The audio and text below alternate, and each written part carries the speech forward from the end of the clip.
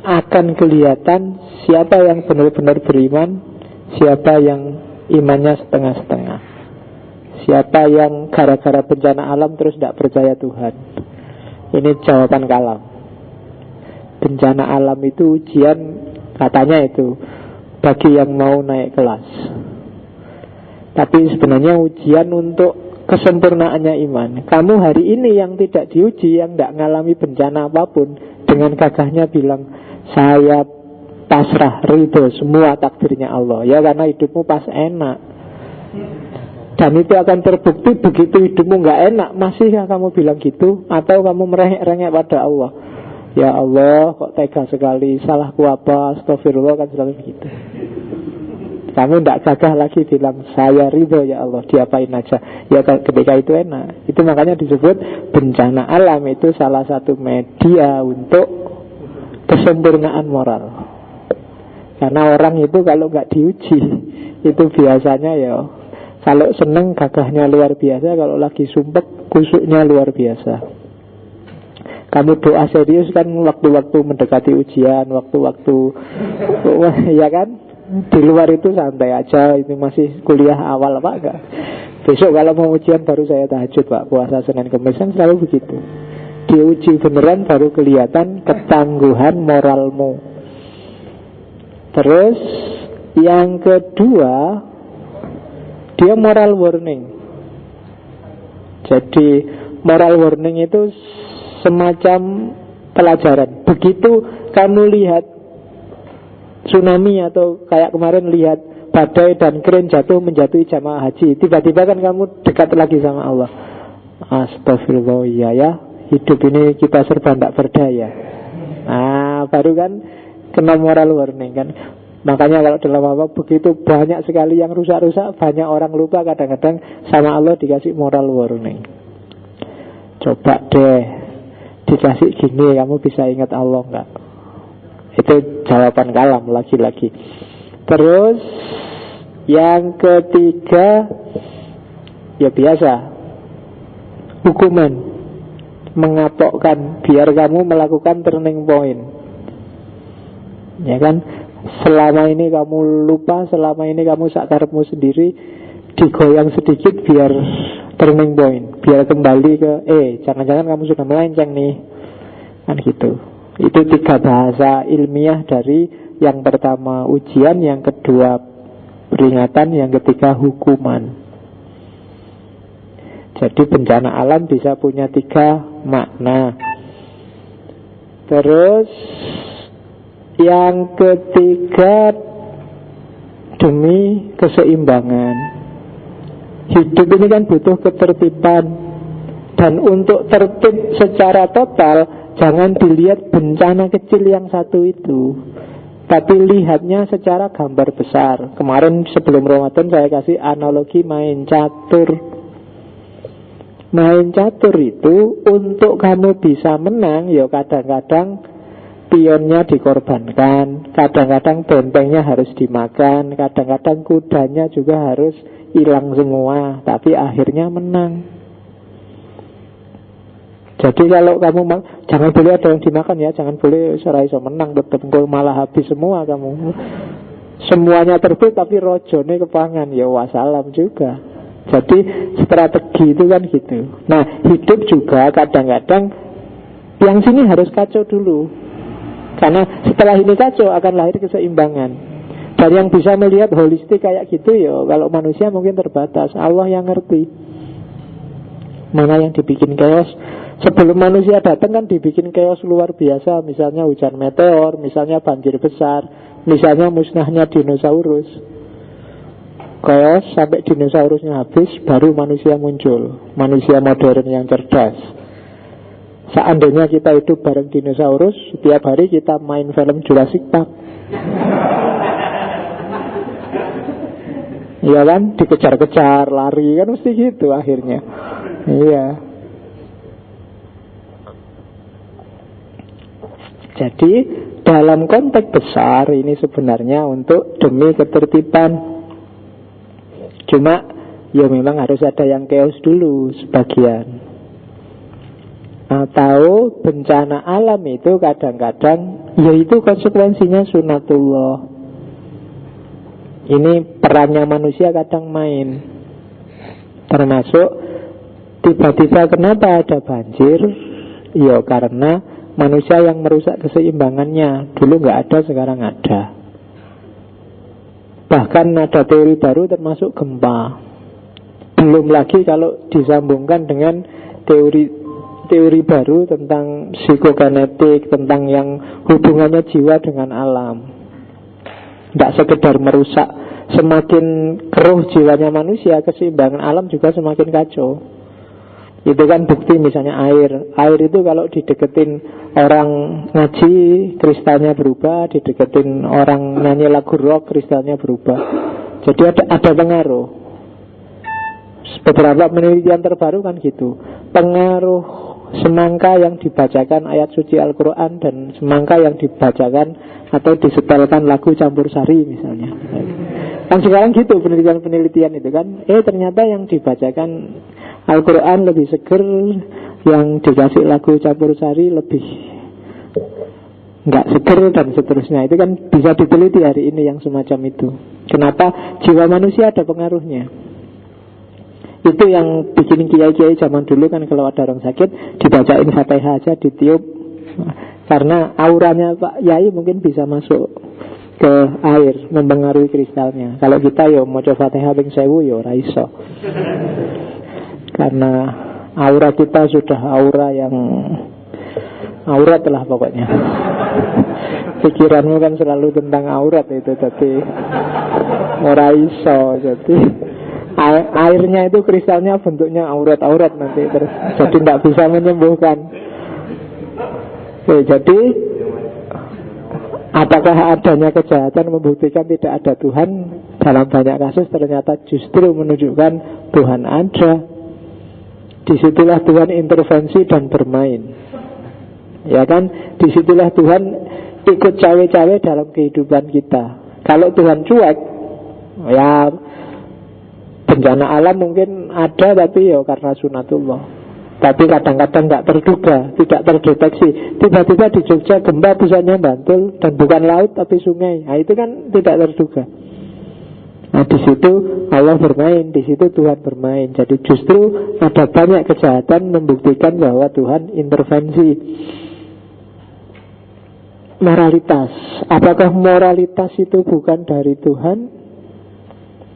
Ya saya bilang tadi, katanya orang ateis, enggak sih, moralitas itu bikinan manusia kok, relatif, dia enggak absolut. Hukum moral itu bisa senantiasa berubah. Orang bisa bikin hukum moral sendiri. Manusia bisa menciptakan nilai dan norma sendiri. Enggak ada mana objektif. Orang bikin sendiri. Baik di sana enggak mesti baik di sini. Itu kan kecenderungan postmodern kan begitu, relativitas. Relativisme moral. Kita lihat jawaban. Kalau ini nggak perlu tak jelaskan, sudah bolak-balik dijelaskan. Kita lihat saja jawabannya apa. Ya, moral itu selalu relatif. Oke lah, kita nggak pernah sepakat, nggak pernah rundingan tentang nilai moral. Tapi kenapa begitu ngomong moral dan tidak bermoral kita sama?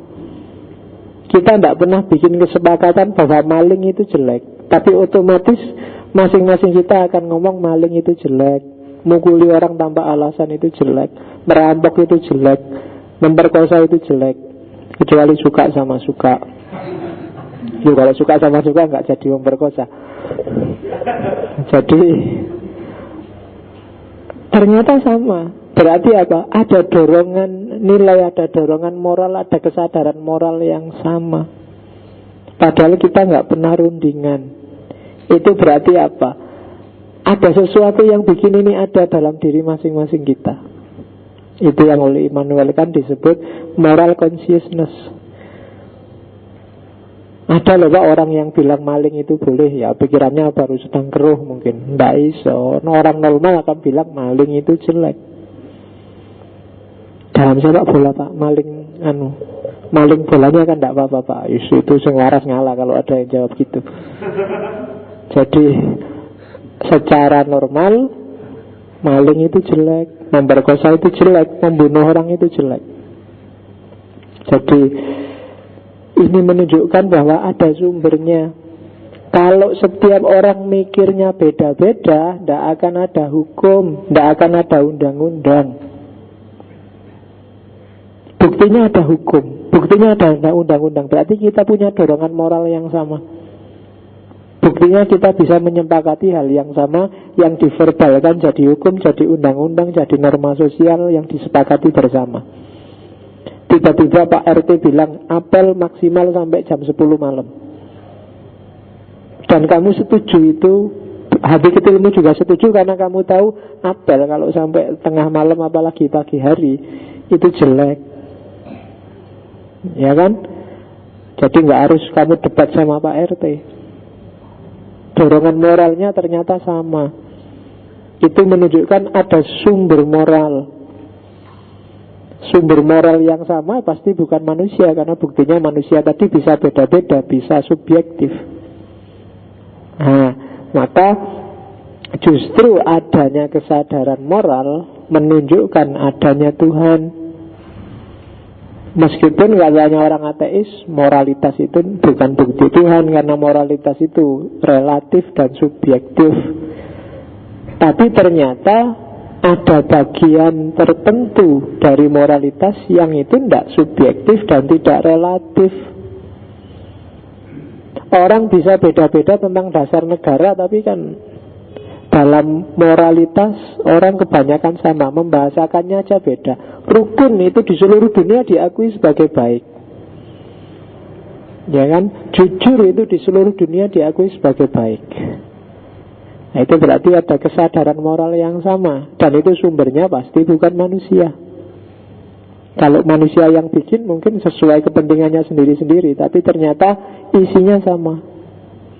Berarti Tuhan pasti ada, dialah sumber moralitas. Oke. Terakhir, ini yang sering, ateisme itu anti agama, anti Tuhan, dan bagi mereka dia bukan agama. Coba kita lihat ya. Kata mereka agama itu dipercaya secara membuta, tidak ada buktinya, kemudian basisnya kepercayaan. Kalau ateisme kebalikannya, ada buktinya, Tuhan itu nggak ada, dan semuanya berdasarkan naturalisme, berdasarkan alam semesta ada hukumnya. Jadi mereka anti Tuhan, anti agama. Padahal kalau disimpulkan dari awal sampai akhir tadi, ternyata sama saja. Ateisme itu juga dalam tanda petik sejenis agama. Apa sih agama itu? Coba dibuka kamus ya. Agama itu seperangkat kepercayaan dan perilaku yang disepakati oleh sekelompok orang tertentu. Ateisme kan begitu. Ada yang dia percaya, ada perilaku tertentu, keyakinan tertentu, dan ada komunitasnya. Jadi kalau mereka anti agama sebenarnya ya tidak juga. Itu mungkin sejenis agama yang baru. Kebanyakan alirannya ateis itu sekuler humanisme. Sekuler humanisme itu, sekuler berarti sekuler, agama itu urusan yang jauh. Kita nggak usah mikir urusan agama. Humanisme itu yang diperjuangkan kan kemanusiaan. Modernisme yang coraknya antroposentris, basisnya adalah manusia. Apa-apa yang ukur harus manusia, pertimbangannya manusia, dengan alat utamanya rasio. Dan kalau lihat ya dari KUHP-nya Amerika, sekular humanisme itu dianggap sebagai agama, tapi agama yang non-teistik, agama yang bukan Tuhan. Atau kalau teman-teman coba dicek manifesto humanisme awal-awal abad modern, itu mereka juga menyebut agama kami adalah sekular humanisme. Jadi ateis itu sebenarnya sejenis agama juga. Kenapa sih saya sebut dia sejenis agama? Tidak mungkin orang tidak religi. Religi bahasa Indonesianya agama. Dari kata-kata religare, keterikatan. Siapapun orangnya dia butuh sandaran. Mikir aja kan tadi butuh asumsi, butuh pijakan awal untuk disandari. Minggu lalu saya bilang manusia itu serba tidak pasti, serba tidak berdaya, serba langka. Karena itu dia sadar atau tidak selalu butuh sandaran. Boleh tidak percaya Tuhan, tapi pasti nanti mempertuhankan sesuatu sebagai sandaran dirinya. Paling apa sih ya, mempertuhankan pikirannya sendiri. Jadi religare itu artinya keterikatan. Makanya ayat surat favorit di Al-Quran yang dianjurkan sering-sering dibaca dan dihayati itu kan Al-Ikhlas, Allahus Somad. Itu maksudnya apa? Satu-satunya keterikatan kita, sandaran kita harusnya cuma Allah, jangan yang lain. Itu wanti-wanti, karena banyak nanti dalam hidup kita yang kita pertuhankan selain Allah. Makanya nyawanya Islam itu tauhid. Tauhid itu ya definisinya tidak harus mengesakan Allah, karena kamu esakan atau tidak Allah itu esa. Tapi pertama-tama tauhid itu menomorsatukan Allah dalam hidupmu. Apapun yang terjadi sandarannya harus Allah, daripada kamu capek-capek nyari sandaran yang lain, pikiranmu sendiri, hartamu atau apamu. Jadi jangan mau bersandar pada apapun selain Allah. Itu kan perintah utamanya tauhid. Kalau ada orang yang ateis, anti agama, itu kan bukan berarti dia tidak punya Tuhan, tapi dia punya Tuhan yang lain, dalam tanda petik. Dia pasti punya sandaran, andalan dia sendiri. Mungkin sains, mungkin pikirannya sendiri, mungkin materi, dan lain sejenisnya. Oke, itu argumen tadi. Baliannya argumennya mereka, kalau orang ateis kan argumennya bukti tentang Tuhan itu nggak ada, berarti adanya Tuhan tanpa bukti. Atau dibalik, karena Tuhan itu tidak ada buktinya, berarti Tuhan tidak ada. Kalau argumen itu dipakai, kamu boleh bilang aku tidak percaya pada ateis, berarti ateis itu tidak ada. Karena bagi mereka, aku tidak percaya Tuhan, maka Tuhan itu nggak ada. Kan gitu ringkesnya. Nah begitu, kalau saya nggak percaya ateis, berarti ateis itu nggak ada. Itu kalau pakai argumen mereka sendiri.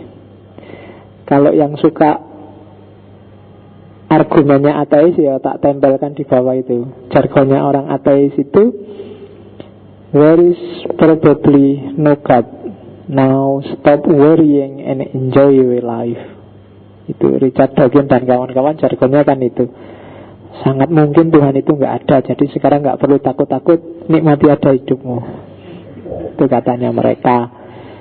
Jadi monggo. Apa tidak bisa kita menikmati hidup sambil punya Tuhan? Nah, kamu jawab sendiri. Kalau kamu bilang nggak bisa, persis yang tak bilang di awal ngaji tadi, jangan-jangan agama masih beban bagimu.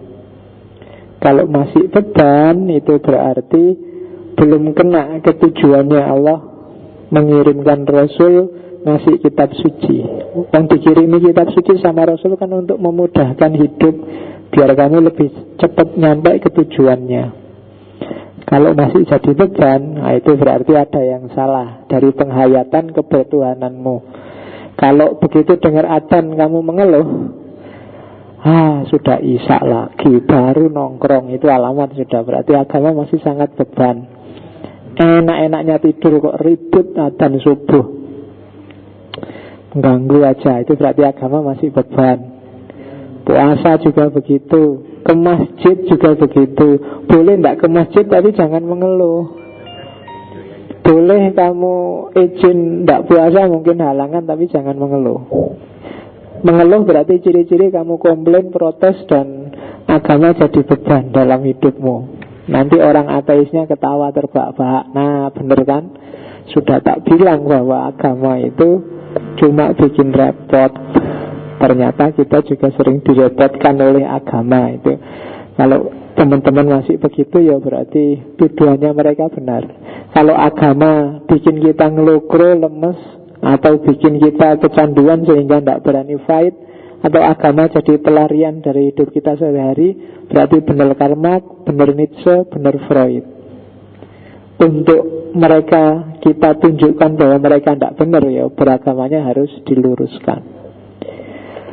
Oke, itu masih ada nggak ya? Alhamdulillah sudah habis. Semoga paling tidak kita punya amunisi ya untuk kalau ada pikiran-pikiran yang anti Tuhan. Yo ini yang saya sampaikan, bantahan-bantahan ini yo bisa diperdebatkan lagi lebih panjang. Tapi kan paling tidak diskusinya lebih panjang, kita punya argumen untuk berdebat, untuk membahas lebih panjang. Minggu depan sekali lagi kita masih ada di area Tuhan. Cuma kalau selama ini kita ngomong Tuhan yang ideal, kita coba ngomong Tuhan yang historis. Kita ketemu dengan Karen Armstrong di History of God. Nggak tahu besok isinya apa, karena bukunya tebel, bisa metu-metune ya. Karena bukunya isu yang diangkat banyak sekali, meskipun hanya tentang 3 agama besar, Yahudi, Kristen, dan Islam. Oke, saya kira itu. Ketemu lagi Rebu depan. Kurang lebihnya mohon maaf. Wallahul muwafiq. Wal afu minkum. Wassalamualaikum warahmatullahi wabarakatuh.